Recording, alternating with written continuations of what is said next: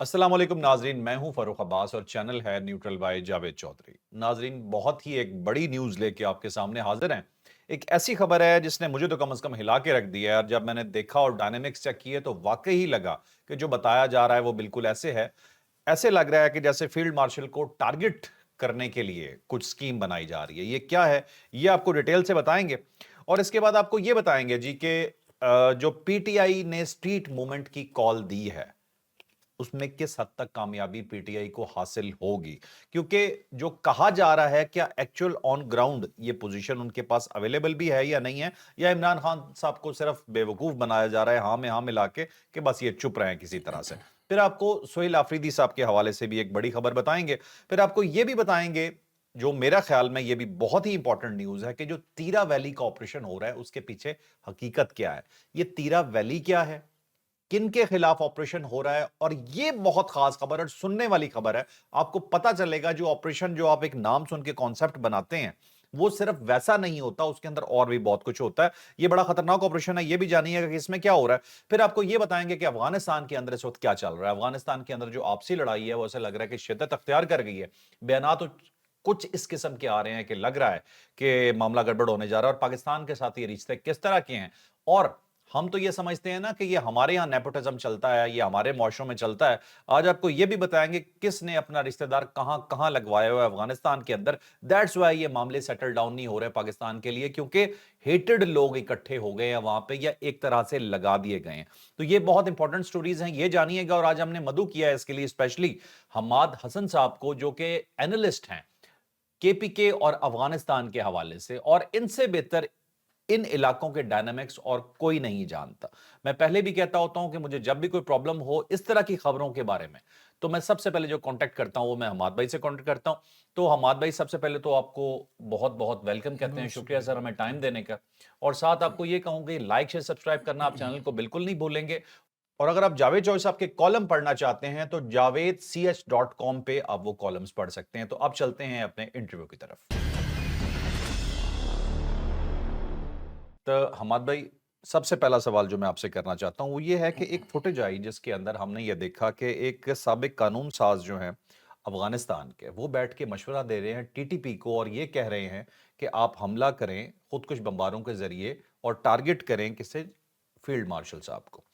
یہ ممکن ہے یا نہیں ممکن، اس کے اوپر بھی تھوڑا سا بات کر دیجیے گا۔ بظاہر ہمیں تو یہ لگتا ہے کہ اس طرح کی چیزیں ممکن نہیں ہوتی، خام خیالی ہوتی ہے ان کی، لیکن ارادے کم از کم ظاہر ہو جاتے ہیں کہ یہ ہے۔ دوسری سائڈ پہ پی ٹی آئی کی جو پروٹیسٹ ہوا ہے ابھی لاسٹ لندن کے اندر، اس کی فوٹیج بھی ہم ساتھ چلا دیں گے۔ اس میں بھی کیا ہو رہا ہے کہ لوگ یہی نعرے لگا رہے ہیں کہ انہیں ٹارگٹ کیا جائے۔ ایسے لگ رہا ہے کہ جیسے ٹی ٹی پی، افغانستان اور پی ٹی آئی ایک ہی پیج کے اوپر آ کر اپنا دشمن فیلڈ مارشل کو سمجھ رہے ہیں۔ کیا کہتے ہیں اس بارے میں؟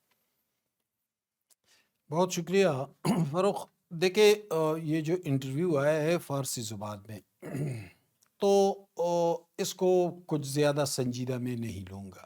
اس کے کئی کئی وجوہات ہیں۔ ایک تو یہ ہے کہ یہ شمال کا آدمی ہے جس نے یہ بات کی ہے، تو شمال اور طالبان کے درمیان بہت پہلے سے بہت واضح اور ایک ایکسٹریم کا کانفلکٹ موجود ہے۔ یعنی شمال میں کون ہے؟ شمال میں دوستم ملیشیا تھا، تو دوستم اور طالبان کے تعلقات کیا رہے ماضی میں؟ شمال میں عبداللہ ہیں، شمال میں استاد عطا ہیں۔ تو شمال کے جتنے بھی لیڈرز ہیں وہ شدید طالبان مخالف ہیں، اور طالبان اور ان کے درمیان شدید اختلافات ہیں۔ رہی یہ دھمکی، تو اس دھمکی کو اس تناظر میں ہم دیکھ سکتے ہیں کہ شمال جو ہے وہ پاکستان کا شدید مخالف، اس میں ایسے عناصر موجود ہیں، جبکہ اس وقت جو طالبان رجیم ہے جس میں اہم طالبان کمانڈرز ہیں، ان کا رویہ بھی وہی ہے۔ حالانکہ ماضی میں جو پختون بیلٹ تھا افغانستان کے اندر، وہ پاکستان کے ساتھ بہت قربت تھی اس کی، بلکہ اب بھی عوامی سطح پر ایک قربت موجود ہے، لیکن جو پاور کوریڈور کے لوگ ہیں تو ان کے اندر تو ایک ایگریشن اور ایک نفرت موجود ہے۔ اب اس نے جو بات کی ہے، جو پرشین سپیکنگ ہے، تو ان کی بات کو تو طالبان سنجیدہ نہیں لیں گے۔ ظاہر ہے کہ وہ تو پرشین سپیکنگ ہے، لیکن جو طالبان کا مجموعی رویہ ہے اسی تناظر میں ہم معاملات کو دیکھ سکتے ہیں اور اس سے ایک خطرے کی ایک نفرت کی اسمیل تو آ رہی ہے. یعنی ہندوستان کے ساتھ قربت، پھر وہاں افغانستان کے اندر مختلف مواقع پہ طالبان کمانڈروں کی تقریریں، ان کے وزراء کا رویہ، تو اس حوالے سے ہم اس کو دیکھ سکتے ہیں. دوسری بات پی ٹی آئی کے حوالے سے تو دیکھیں، میں ایک ذمہ دار جماعت پر الزام نہیں دھر سکتا، اتنا بڑا الزام کہ وہ ایک اہم ترین آدمی کو نشانہ. لیکن ایک چیز تو ہے، اور وہ یہ ہے کہ پی ٹی آئی اپنے ان لوگوں پر قابو نہیں پا سکی جنہوں نے عمران خان کے لیے، عمران خان کے خاندان کے لیے، عمران خان کی جماعت کے لیے بے شمار مسائل پیدا کیے. وہ یا تو یوٹیوبرز ہیں جو باہر بیٹھے بہت کما رہے ہیں، یا وہ اوورسیز ہیں جو خود تو لندن میں اور نیو یارک میں اور کہاں کہاں وظیفوں پر پل رہے ہیں، لیکن آ کر پاکستان کے خلاف، ریاست کے خلاف باتیں کر رہے ہیں. انڈیا حملہ کرتے ہیں تو انڈیا کی حمایت کرنے لگتے ہیں، طالبان حملہ کرتے ہیں تو طالبان کی حمایت کرنے لگتے ہیں. تو میں ان کو سیاسی کارکن کیوں سمجھوں؟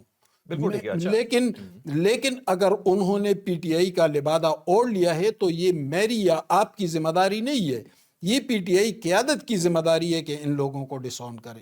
بالکل صحیح. ورنہ ڈسون نہیں کریں گے تو پھر جو بات شمال کا ایک افغانی کر رہا ہے اور وہ بات وہ اپنے مظاہرے میں کر رہے ہیں، پھر ہم یہ پی ٹی آئی کے پلڑے میں خود ڈالیں گے اگر وہ ڈسون نہ کریں. بالکل ٹھیک ہے. اچھا، مجھے اس میں ایک چیز سمجھ نہیں آ رہی کہ یہ جو صاحب ہیں جنہوں نے یہ انٹرویو دیا ہے، اس کے اوپر یہ صاف یہ کہہ رہے ہیں کہ آپ کے پاس جو خودکش بمبار ہیں نا، یہ ان کے نیوکلیر ہتھیاروں سے بھی زیادہ لیتھل ہیں، آپ انہیں استعمال کریں، ٹی ٹی پی کو مشورے دے رہے ہیں.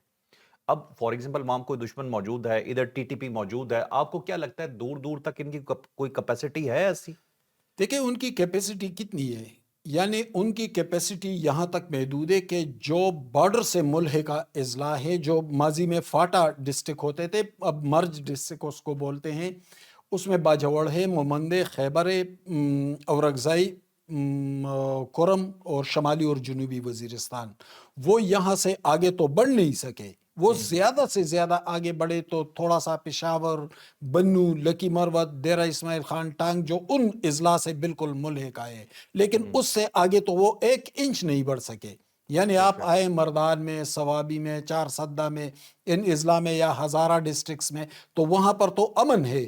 یعنی جو افغان بارڈر سے ملحقہ اضلاع ہے اس سے وہ معمولی فاصلے پر آگے بڑھے ہیں، لیکن مزید آگے تو ان کو بڑھنے نہیں دیا گیا. تو کیا کیپیسٹی ہے؟ اور کیپیسٹی اس حالت میں ہے کہ پاکستان بہت نرمی دکھا رہا ہے. پاکستان ان پہ ایئر سٹرائک نہیں کر رہا ہے، چند گھنٹے تک ایئر سٹرائکس کر لے تو پھر ان کا کچھ بھی نہیں بچے گا. تو ایک یہ تاثر غلط ہے کہ بھئی وہ ایک نیوکلیئر ہے، وہ یہ ہے، وہ ہے، وہ تو ایک مخصوص حد سے آگے بڑھ بھی نہیں سکے. تو کوئی اتنا بڑا خطرہ نہیں ہے. ٹھیک ہے وہ نقصان کر رہے ہیں، ڈیمیج کر رہے ہیں، لیکن ایک مخصوص دائرے میں، ایک مخصوص حلقے میں. اچھا احمد بھائی، یہ جو ان کے لندن کا مظاہرہ تھا نا، اس مظاہرے کے اندر یہ سیم وہی باتیں کر رہے ہیں جو ٹی ٹی پی یا جو میں نے انٹرویو کا آپ کو ذکر کیا وہ بات کر رہے ہیں. انہوں نے بھی وہاں یہی کہا جی کہ اس طرح سے گاڑی کے اندر کوئی کر دو، فلانی چیز کر دو، ان کے ساتھ یہی ہونا چاہیے. باتیں سیم ہیں. یہ نفرت ایک جیسی ہے یا کوئی ایک گٹس جوڑ بھی ہے؟ دیکھیں پی ٹی آئی کا رویہ انتہائی غیر ذمہ دارانہ ہے، اور جو جہاں تک میں سمجھ رہا ہوں کئی مواقع آئے کہ پی ٹی آئی کو راستہ دیا جا سکتا تھا، ان کو سپیس دی جا سکتی تھی، لیکن وہ بار بار ان مواقع کو ضائع کر گئے. اور ضائع اس لیے کر گئے کہ دیکھیں ہم صرف اس پر تو نہیں جا سکتے کہ نعرے لگانے والے کتنے ہیں یا سوشل میڈیا پر کتنے لوگ گالیاں دیتے ہیں. ہم تو سٹیٹ کے انٹرسٹ کو دیکھیں گے، مفادات کو دیکھیں گے، تحفظ اور استحکام کو دیکھیں گے اور اس کے مطابق بات کریں گے. پی ٹی آئی کی مقبولیت ہے یا نہیں یہ ایک الگ سوال ہے. اہم بات یہ ہے کہ پی ٹی آئی کے اندر ذمہ داری کا احساس ہے یا نہیں ہے. تو پہلے تو عمران خان کے رویے میں ذمہ داری کا احساس دکھائی نہیں دیا. اگر وہاں پر ذمہ داری کا احساس کرنے والے لوگ سامنے آئے بھی، جیسے بیرسٹر گور کی مثال لے لیں، تو ان کے ساتھ کیا ہوا علیمہ خان ایک جارحانہ بیانیہ، یعنی محمود خان اچکزئی ایک سینئر سیاستدان ہے، عمران خان نے ان کو اپوزیشن لیڈر نامزد کیا، اپنی ان مشکل حالات میں اچکزئی صاحب نے ان کا ساتھ دیا، سنبھالا دینے کی کوشش کی۔ تو جب اچکزئی صاحب اور بیرسٹر گوہر نے مفاہمت اور مذاکرات کی بات کی اور آگے بڑھنے کی کوشش شروع کی تو فوری طور پر علیمہ خان نے اس کی مخالفت کر دی اور کہا کہ کوئی مذاکرات نہیں ہوں گے۔ اور یہ وہی علیمہ خان ہے جس نے منتخب وزیر اعلیٰ علی امین گنڈاپور کو چند منٹ کے اندر اندر فارغ کر کے گھر بھیج دیا تھا۔ تو جس پارٹی کے اندر اتنا ڈکٹیٹوریل مزاج ہو تو اس پارٹی سے پھر آپ ذمہ داری کی توقع کیسے رکھ سکتے ہیں؟ ورنہ بھٹو صاحب کو پھانسی ہوئی تھی، ٹھیک ہے، ذوالفقار صاحب نے آیا تھا، کچھ چیزیں ہوئی تھی، لیکن وہ تو اتنے تسلسل کے ساتھ نہیں ہوئی۔ 1986 کو بے نظیر بھٹو لاہور ایئرپورٹ پر اتری تو اس وقت 10 لاکھ لوگوں نے استقبال کیا تھا، لیکن کوئی ایگریشن، کوئی انتقام دکھائی نہیں دیا تھا۔ آئین و قانون کی بات کی تھی اور 2 سال بعد اقتدار میں بھی آئی۔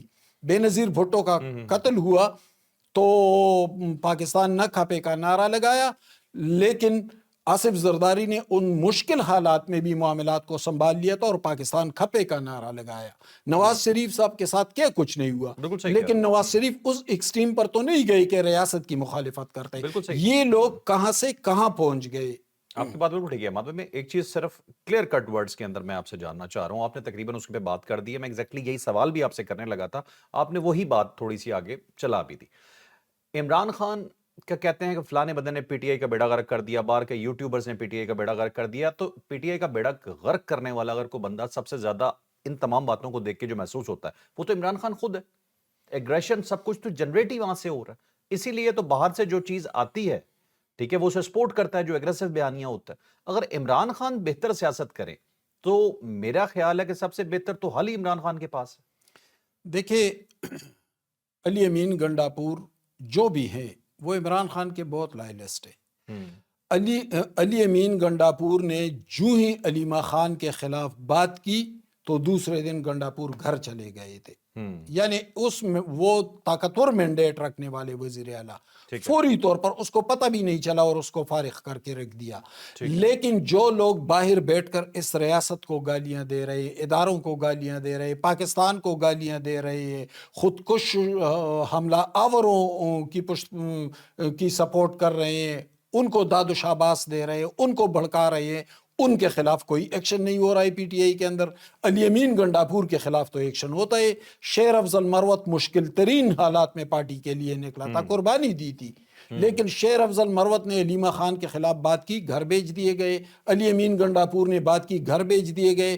لیکن باہر بیٹھے یوٹیوبر اور یہ اوورسیز، یہ پاکستان کو صبح شام گالیاں بھی دے تو ان کے خلاف کوئی ایکشن نہیں ہوتا۔ یعنی علیمہ خان ان کے خلاف ایکشن لے سکتی ہے، لیکن ملک اور ریاست کو گالیاں دینے والوں کے خلاف کوئی ایکشن نہیں لے رہی ہے۔ اس سے آپ پارٹی کا اندازہ لگا لیں، عمران خان کو معاملات ان لوگوں کے سپرد کرنا ہوں گے جن کے اندر دانائی ہے، بصیرت ہے، سمجھداری ہے، سیاسی ڈائنامکس کو سمجھتے ہیں۔ وہ بیرسٹر گوہر بھی ہیں، وہ اسد کیسر بھی ہے، وہ اور بہت سارے لوگ ہیں۔ پی ٹی آئی یہ نہیں کہ خالی ہے، اس میں سنجیدہ لوگ بھی ہیں، سمجھدار لوگ بھی ہیں۔ ان لوگوں کو آگے لائے، فوری طور پر یہ جو ہارڈ لائنرز ہیں ان کو پیچھے کر لے اور زیادہ تر منتخب لوگوں پر انحصار کرے، تبھی ان کے لیے صورتحال بہتر ہو جائے۔ حماد بھائی، اگلے سوال پہ جانا ہے، ایک مختصر سا ہاں یا نہ میں جواب دے دیجیے گا، یا ایک لائن میں دے دیجیے گا۔ عمران خان میں سیاسی بصیرت ہے؟ سیاسی بصیرت جو ہونی چاہیے تھی، یعنی پرائم منسٹر بنے، مقبول جماعت کے سربراہ بنے، تو سیاسی بصیرت ہوتی تو ان کی جماعت کا یہ حال ہوتا جو ہو رہا ہے۔ یعنی مقبولیت نے کون سا فائدہ دیا نقصانات کے علاوہ؟ بالکل ٹھیک ہے، چلیں اب چلتے ہیں جی اپنے نیکسٹ کویشچن میں۔ نیکسٹ کویشچن بھی بڑا امپورٹنٹ ہے میرا، وہ ہم میرے خیال میں تیرا آپریشن کے حوالے سے بات کرتے ہیں۔ تیرا آپریشن کے حوالے سے بہت ڈیٹیلز موجود ہیں حماد حسن صاحب کے پاس۔ تیرا میں اب جو آپریشن ہو رہا ہے، آپ جانتے ہیں پی ٹی آئی مخالفت کرتی ہے، کے پی کے کا کوئی بھی آپریشن ہوتا ہے تو وہ سامنے آ جاتے ہیں۔ یہ اور بات ہے کہ مخالفت تو ہاف ہارٹڈلی ہوتی ہے، یہ واقعی کر رہے ہوتے ہیں، یہ بھی جان لیں گے حماد صاحب سے۔ لیکن یہ تیرا کا آپریشن ہے کیا؟ وہاں کے لوگ مائیگریٹ کر رہے ہیں، ان کے ساتھ کیا ہو رہا ہے؟ اس مائیگریشن کے بارے میں ایک بڑی عجیب سی چیز سامنے آئی ہے، یہ ڈیٹیل جانتے ہیں حماد صاحب سے کہ آخر یہ کیا سچویشن ہے اور حماد یہ کس کے خلاف آپریشن ہو رہا ہے تیرا میں؟ دیکھیں، تیرا کے حوالے سے جو بات ہو رہی ہے میڈیا میں، وہ زیادہ تر لوگ ان ڈائنامکس کو سمجھتے نہیں ہیں۔ اگر تیرا میں آپریشن نہ بھی ہوتا نا، میں آپ کو بتاؤں، تو بھی تیرا خالی ہو جاتا اب، اس لیے کہ روایتی طور پر یعنی بہت زمانوں سے نومبر کے بعد تیرا کے لوگ مائیگریٹ کر جاتے ہیں۔ یہ ایک سیزنل مائیگریشن ہوتی ہے، کیونکہ وہاں پر شدید سردی ہوتی ہے، مائنس میں ٹیمپریچر چلا جاتا ہے۔ دوسری بات یہ کہ تیرا کا جو خاندان وہاں ہوتا ہے، اس خاندان کا کچھ حصہ ادھر باڑہ میں، پشاور میں، جمرود میں، ان علاقوں میں ہوتے ہیں۔ وہاں پر شدید سردی ہوتی ہے، خوراک کی قلت ہو جاتی ہے، یہ لوگ ادھر آ جاتے ہیں اور پھر اپریل کے آخر میں یا مئی میں واپس چلے جاتے ہیں۔ اور جب واپس جاتے ہیں، جو ادھر ان کے خاندان ہوتے ہیں، یہ ان کے ساتھ اکثریت چلی جاتی ہے گرمیوں میں۔ تو یہ ایک سیزنل مائیگریشن ہوتی ہے۔ لیکن اب چونکہ ذرا معاملات مختلف ہیں، اب چونکہ آپریشن بھی ہو رہا ہے، تو آپریشن کے حوالے سے کانفیڈنس تو حاصل ہے۔ یہ پہلی بار ہو رہا ہے کہ سب ایک پیج پر ہیں، یعنی federal government, security forces, provincial government, حالانکہ آپریشن کی مخالفت کر رہے تھے، لیکن اس معاملے میں اب سیم پیج پر آ گئے ہیں، بلکہ پروونشل گورنمنٹ نے پیکج بھی دیا ہے۔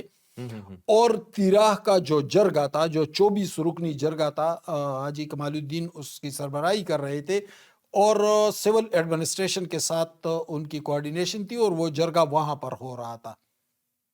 اس میں وہ 27 نکاتی معاملات پر اتفاق رائے ہو گئے، اور اس نکات میں یہ ہے کہ 2 مہینے کے اندر آپریشن ختم کریں گے، اور اس کے امکانات موجود ہیں، کیونکہ اس سے پہلے باجوڑ میں 5 تحصیلیں تھی، ایک تحصیل مامون میں آپریشن شروع ہوا، لوگوں نے بہت کہا کہ بس یہ اب ختم نہیں ہوگا یہ، لیکن 1-2 مہینے کے اندر اندر آپریشن ختم ہو گیا، صفائی ہو گئی تھی، لوگ واپس چلے گئے تھے۔ ٹھیک ہے۔ اسی طرح تیرا کے بارے میں ایک کانفیڈنس یہ ہے کہ باجوڑ کے طرز پر آپریشن ہو جائے گا، سردیاں بھی کم ہو جائیں گی، اس سردیوں میں فوری طور پر آپریشن ختم کر کے ہم بھی واپس آ جائیں گے۔ ذمہ داری بھی حکومت نے لی ہے، 1 اپریل تک 50,000 روپے بھی ملیں گے ایک کو، اور ٹرانسپورٹ کا خرچہ بھی حکومت اٹھائے گی، یعنی ایک طرح سے فیسیلیٹیٹ کرے گی گورنمنٹ۔ تو اس حوالے سے تیرا کا جرگہ بھی خوش ہے، پروونشل گورنمنٹ نے بھی مدد کی، فیڈرل گورنمنٹ اور سیکورٹی فورسز، یہ تمام لوگ جو ہیں ایک پیج پر ہے، تو یہاں کوئی بڑی دراڑ نمایاں نہیں ہے۔ وہاں پہ جو دہشت گرد ہے، کوئی اسپیسیفک بڑا اسٹرانگ گروپ ہے جس کے لیے سب کچھ کرنا پڑ رہا ہے؟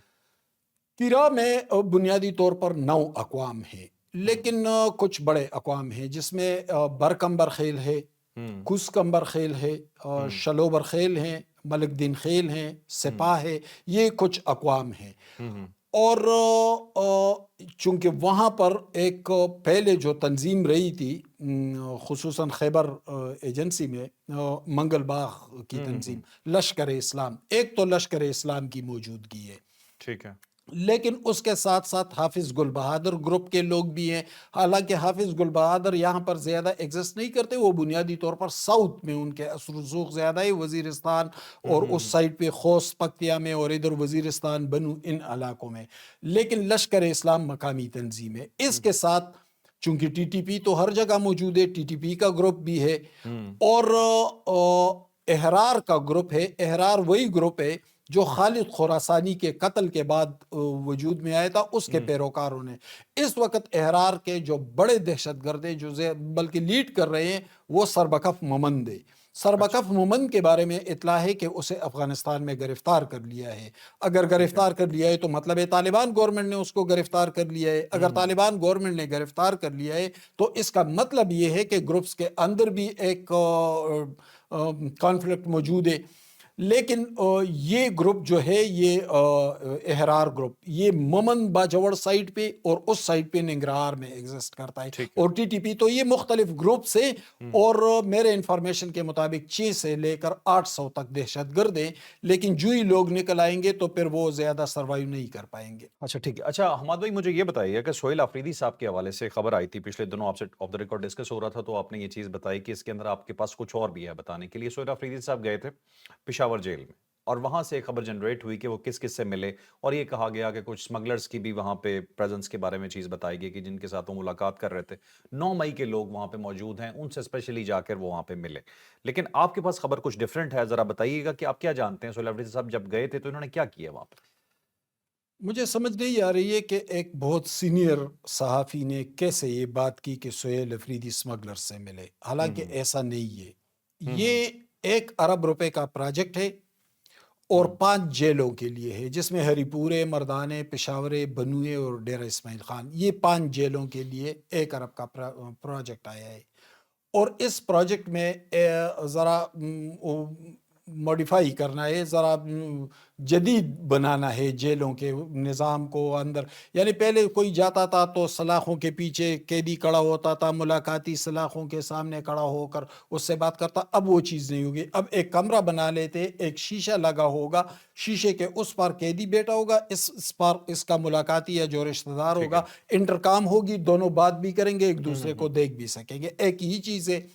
اسی طرح جو ڈرگ ایڈکٹ ہیں یا جو جرائم پیشہ لوگ ہیں تو ان کے لیے کچھ کلاسز کا بندوبست، LED لگائے جا رہے ہیں. یہ اس 1 ارب میں یہ سارا پروجیکٹ بہت اچھا پروجیکٹ ہے. یہ پروونشل گورنمنٹ کا اچھا اقدام ہے.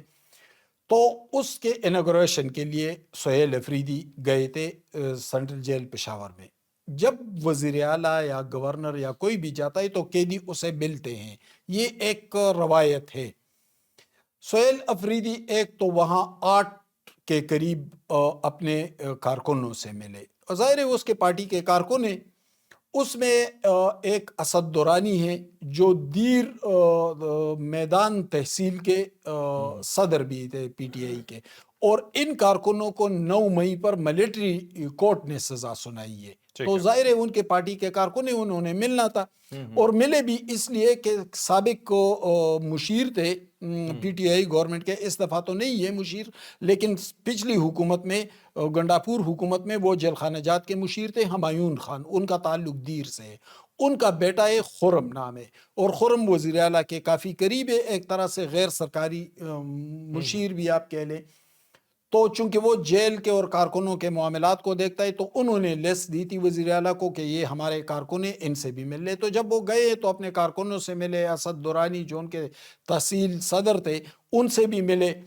پھر ایک گراؤنڈ میں آئے ہیں، وہاں پہ سینکڑوں قیدیوں سے ملاقات ہوئی. کچھ نے ہاتھ ملایا، بہت سے قیدیوں نے شکایت کی. ایک قیدی نے کہا کہ ہمیں گرم پانی نہیں مل رہا ہے. تو چونکہ سٹاف موجود تھا، IG جیل خانہ جات بھی تھے اور لوگ بھی تھے، تو چیف منسٹر نے کہا کہ فوری طور پر گیزر کا بندوبست کر لیں، سردی ہے، وضو کرتے ہیں، نماز پڑھتے ہیں. انہوں نے کہا ٹھیک ہے. پھر کسی اور قیدی نے اور شکایت کی، انہوں نے کہا کہ یہ کر لے. کچھ شکایتیں ایسی آئی کہ اسے بعد میں دیکھنا تھا. ان قیدیوں میں ایک قیدی آئے اور سہیل افریدی سے ہاتھ بھی ملایا، بہت سے قیدیوں نے ملایا. تو اس نے کہا کہ سر میرا مسئلہ یہ ہے کہ جو معافیاں ملتی ہیں تو مجھے معافیاں جو میری بنتی ہے وہ عید پہ یا روزوں پہ یا 14 اگست پہ جو معافیاں ملتی ہے، تو کہتے ہیں کہ مجھے جتنی معافیاں ملنی چاہیے تھی وہ مجھے نہیں ملی. تو چیف منسٹر نے IG سے کہا کہ ان کا کیس دیکھ لے کہ کیوں ان کے ساتھ زیادتی ہوئی ہے. اس قیدی کا نام تھا عبدالخالق افریدی. یہ افریدی ہے، یہ منشیات کیس میں پکڑا گیا تھا. ٹھیک ہے. اور ستمبر 2022 کے بعد ایک قانون آیا ہے FATF کا، وہ جو آیا تھا، تو اس کے بعد یہ قانون آیا کہ منشیات کیس میں اگر کوئی قیدی پکڑا جائے تو اس کو کوئی معافی نہیں ہوگی. وہ 10 سال قید ہوگی تو پورے 10 سال گزارے گا. اچھا، جب اس نے شکایت لگائی تو وزیر اعلیٰ کو تو پتہ نہیں تھا. انہوں نے کہا ان کا کیس بھی دیکھ لے. جب سارے کیسز دیکھے گئے اور اس کا کیس بھی دیکھا گیا تو ان کو جو معافیاں ملی تھی، مل گئی تھی 1-2 معافیاں، وہ اس قانون کے بعد اس کا حق نہیں بن رہی تھی، لیکن غلط فہمی ہو گئی تھی تو اس کو معافیہ، اس کو کینسل کر دیا گیا، منسوخ کر دیا گیا ان معافیوں کو. تو لیکن ایک اہم صحافی نے کہ وہ ڈرگ سمگلر سے ملے. بھئی وہ ڈرگ سمگلر سے نہیں ملے تھے، وہ بے شک ڈرگز میں سزا کاٹ رہا ہے، لیکن اس دوران تو سینکڑوں قیدی اسے ملے تھے اور یہ بات ہوئی تھی. بالکل ٹھیک ہے. اچھا، مجھے صرف اس میں ایک چھوٹا سا آپ سے چیز پوچھنی ہے. بینگ اے وزیر اعلیٰ، ابھی آپ چیف ایگزیکٹو ہیں پورے صوبے کے اپنے، بینگ وزیر اعلیٰ آپ کیا اپنے کارکنان سے مل سکتے ہیں جو سزا یافتہ ہوں؟ کیا مورلی درست بات ہے؟ تو ایسا تو ہونا نہیں چاہیے اگر عدالت سے سزا ملی ہو، لیکن چونکہ ہمارے ہاں تو یہ بھی ہوا ہے کہ عارف نقی پنجاب کے وزیر اعلیٰ تھے اور ان کے ایک مشیر کے بیٹے کو پولیس نے گرفتار کر لیا، تو عارف نقی صاحب وزیر اعلیٰ ہوتے ہوئے رات کے وقت گئے تھے حوالات میں اور کہا کہ پولیس والے کو ڈانٹا تھا کہ آپ معزز لوگوں کو جانتے بھی نہیں ہے، اور کہا کہ بیٹے آ جاؤ میرے ساتھ گاڑی میں، اس کو لے کے گئے تھے۔ تو چونکہ ہم تو جمہوری حوالے سے، آئین و قانون کے حوالے سے اتنے مہذب ابھی نہیں ہوئے، اتنے مضبوط نہیں ہوئے، تو ظاہر ہے یہ نہیں ہونا چاہیے، لیکن چونکہ اس طرح ہوتا رہا ہے، بے نظیر بھٹو صاحبہ بھی اپنے کچھ کارکنوں سے ملی تھی، نواز شریف صاحب کا بھی رابطہ رہا تھا، تو یہ چونکہ ہوتا رہا ہے، پہلی بار نہیں ہوا۔ اوکے چلیں ٹھیک ہے جی، اب چلتے ہیں جی اپنی نیکسٹ سٹوری پہ۔ Next story P T I کی اسٹریٹ موومنٹ کے حوالے سے کہ پی ٹی آئی نے اسٹریٹ موومنٹ کی کال دے دی ہے۔ عمران خان صاحب کا ایگریشن نظر آتا رہتا ہے ان کے ٹویٹس میں، اور وہ پیغام پہنچتا ہے کہ سہیل آفریدی صاحب کے پاس۔ سہیل آفریدی صاحب نے کہا جی میں ریڈی ہوں، اور انہوں نے کہا جی کہ ہم ہر طرح سے اسٹریٹ موومنٹ کریں گے۔ اب میرا سوال یہ ہے کہ کیا اسٹریٹ موومنٹ کی پاور پی ٹی آئی کے پاس بچی ہے، اور اگر اسٹریٹ موومنٹ ہوتی ہے یا اسلام آباد کی طرف مارچ ہوتا ہے تو وہ تعداد کتنی ہو سکتی ہے؟ جہاں تک میں سمجھتا ہوں تو پی ٹی آئی کے ووٹ مقبولیت میں کمی نہیں آئی، یعنی اگر آج بھی الیکشن ہو تو بہت سارے ووٹر ان کو ووٹ ڈالیں گے، ٹھیک ہے۔ لیکن پی ٹی آئی کے حوالے سے یہ کہ وہ اسٹریٹ موومنٹ یا پروٹیسٹ یا احتجاج یا تحریک، تو وہ کارکن ان کی ڈی این اے میں وہ چیز نہیں ہے۔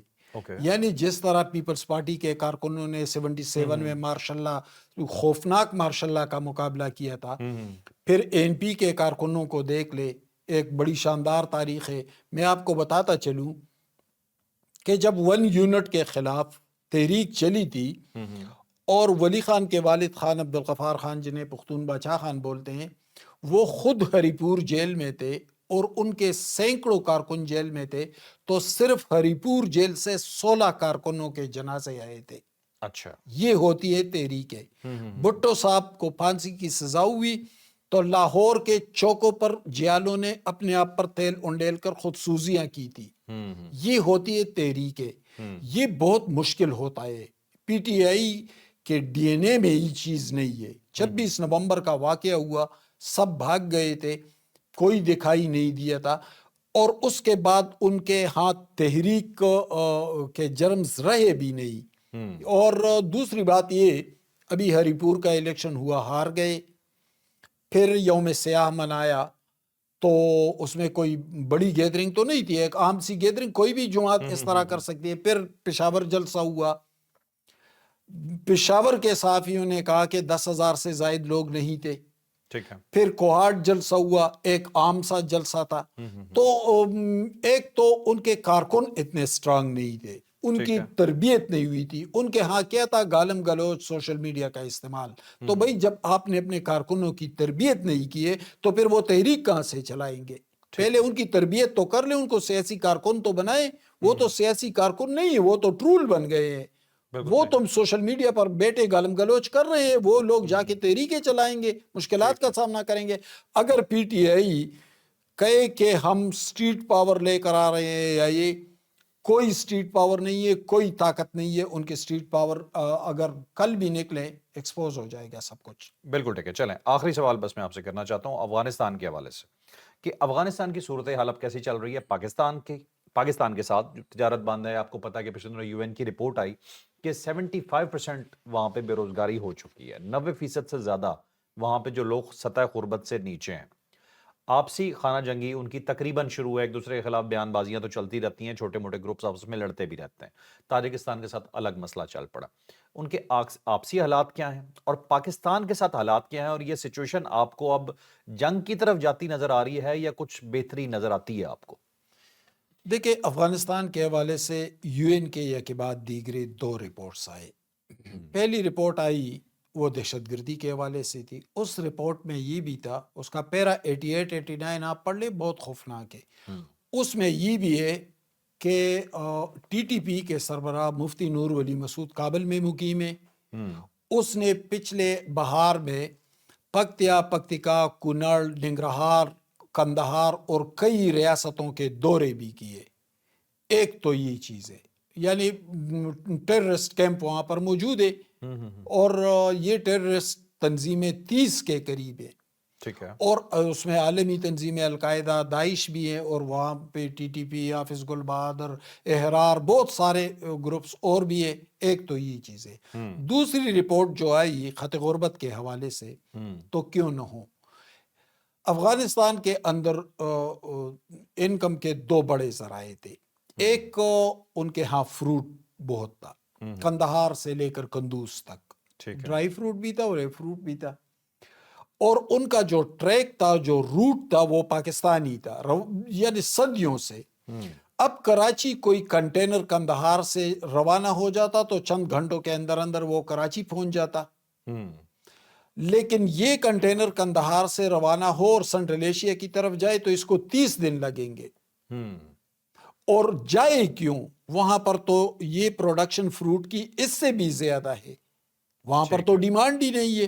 ڈیمانڈ تو پاکستان کے اندر ہے، اور اگر پاکستان اگر بیرونی دنیا کو بھیجے تو پاکستان کے راستے سے بھیجے گا نا.